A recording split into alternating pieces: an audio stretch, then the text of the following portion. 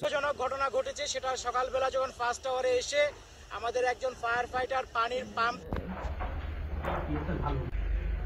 দেখুন পোড়া ভবনের ভিতরের দৃশ্য, এগুলো দেখলে আপনারা বুঝতে পারবেন যে কেমন ভিতরে পড়েছে।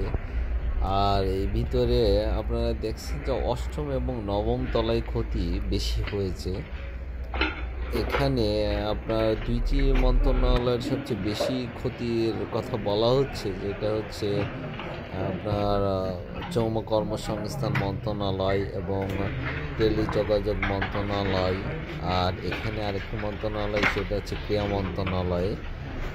সেই মন্ত্রণালয়েরও ক্ষতির বিষয়টি এখানে দেখা যাচ্ছে। আপনারা দেখতে থাকুন ভিতরের পোড়া বিভিন্ন ইয়াগুলো, কারণ এর ভিতরে একটা জিনিসই লক্ষ্য করা গেছে, কোনো মানুষের আলামত পাওয়া যায়নি, তবে একটি কুকুরের পোড়া দেহ পাওয়া গেছে।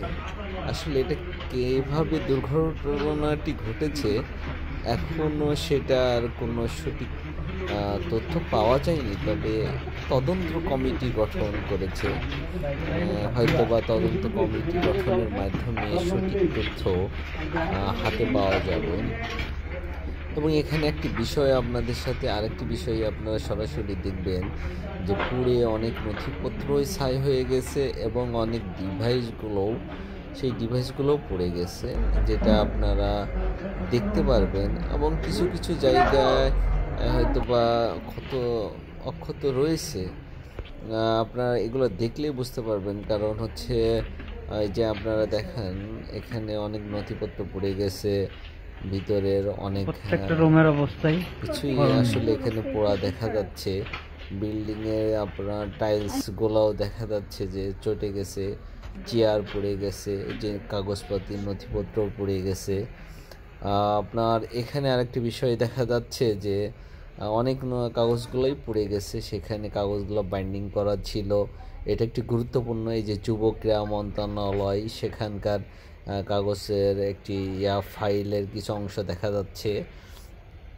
এবং এখানে আপনার আরেকটা বিষয় দেখা যাচ্ছে, বিভিন্ন যে কম্পিউটারের বিভিন্ন ডিভাইস, সেই ডিভাইসগুলোও পড়ে গেছে। সেই ডিভাইসের পুরো অংশগুলো দেখা যাচ্ছে।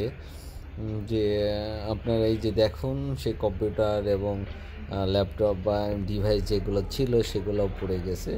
ভিতরের অবস্থা খুব ভালো নয়, কারণ যেগুলো পড়ে গেছে সেই ক্ষতি তো আর পোষানোর নয়। হয়তো বা কিছু কিছু জায়গায় কিছু কিছু কাগজ রয়ে গেছে, যেইটা আসলে মেন যেইগুলো, সেখান থেকে হয়তো বা অনেক কাগজই পড়ে গেছে। তাছাড়াও এখানে ভিতরে অনেক কাগজেরই পানিতে ভিজে গেছে। আর আপনারা জানেন যে সচিবালয়ের মতো জায়গাগুলো একটি গুরুত্বপূর্ণ জায়গা। এখানে একটি গুরুত্বপূর্ণ নথি এখানে বিভিন্ন মন্ত্রণালয়ে থাকে। তবে বাংলাদেশের জন্যে সচিবালয় একটি দেশ বা প্রত্যেকটা দেশের জন্য প্রাণকেন্দ্র, কারণ এই মন্ত্রণালয়গুলোতেই সমস্ত ধরনের কাগজপত্র থাকে। তবে